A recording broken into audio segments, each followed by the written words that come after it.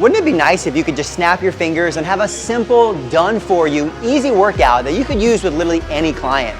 In this video, I'm gonna go through and show you guys a great example that you can just steal, and if you wanna stick around and better understand the why behind the exercises, and even the thought process behind programming, I'll break it down for you.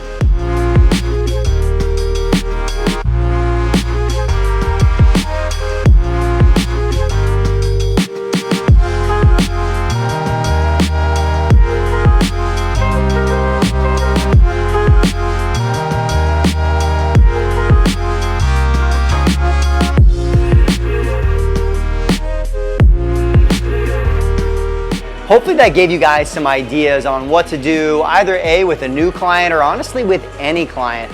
I promise you, if you guys put yourself through the workout that I just went through and demonstrated for you with the appropriate weight, with challenging weights for whatever your level it is, it's gonna be a tough workout. It's a full body setup. And the idea behind this workout is it's not just the specific exercises, like only do the ones that I showed you, but it's the thought process behind how you start to put together training sessions that's magic. So if you're still with me at this point, I'm gonna go through and break down some of that, right? Give you guys some ideas as to why this is such a simple, I wanna give you guys the keep it simple, stupid, because simple is gonna be best. As you guys are starting to train clients, whether you're taking on a couple, you've never had a client, or you're getting busy, you're gonna find that simple is what works. It makes it easier for you to focus on the training experience, the coaching, and to be honest, it's where most of your results are gonna come from these compound movements. That's really how this is built out.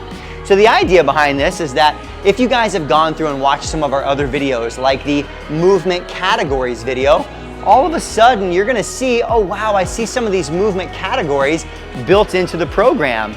So aside from the fact that a goblet squat is probably one of the more accessible squats for most people, right? Obviously you could scale it back to a body weight squat, you could go heavier with it, you could change it to a back squat, and that's the idea.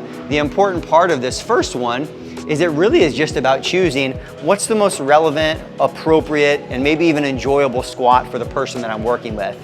And you'll find goblet squat is gonna work for a lot of people. Aside from the actual exercise, I also put in here 2 to 3. And if you guys are anything like me, when I first started training clients, I thought the idea of just doing 2 sets was maybe a little bit silly or like wasn't enough.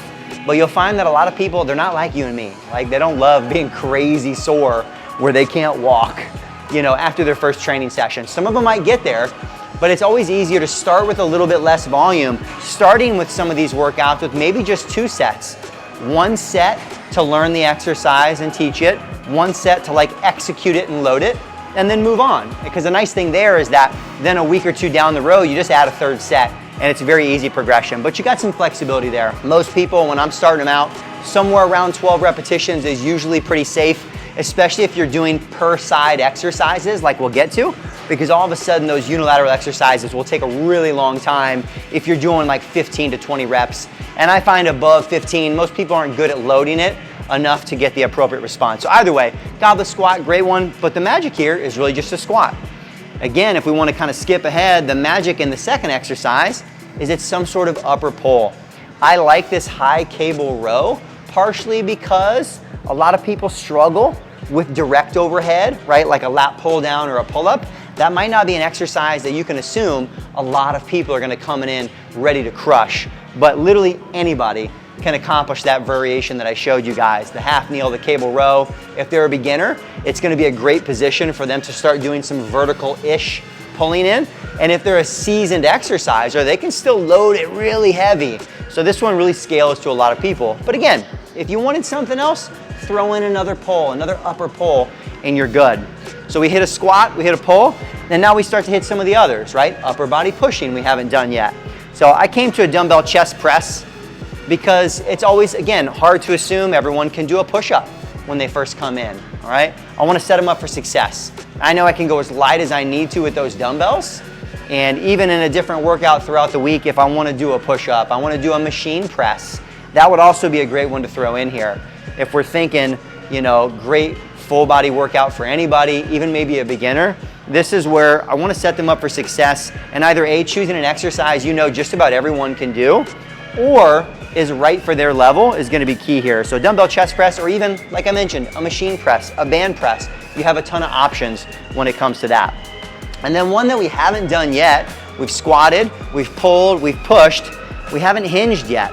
All right, we haven't hinged yet. And some of you guys may never have done or seen that variation that I did in the video, the cable counter hinge.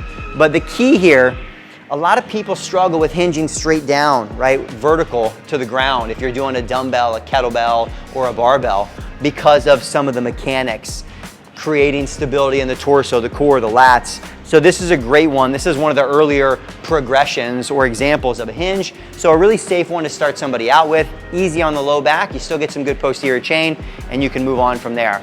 So a couple that we haven't done yet. We haven't gone through and done a lunge.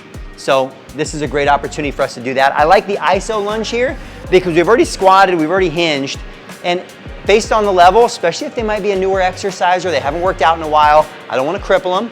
So if I throw in normal lunges here, that might create a lot of soreness. The isometric lunge, great at building some stability while we're now doing a more horizontal pull. Another one that just about anybody can do.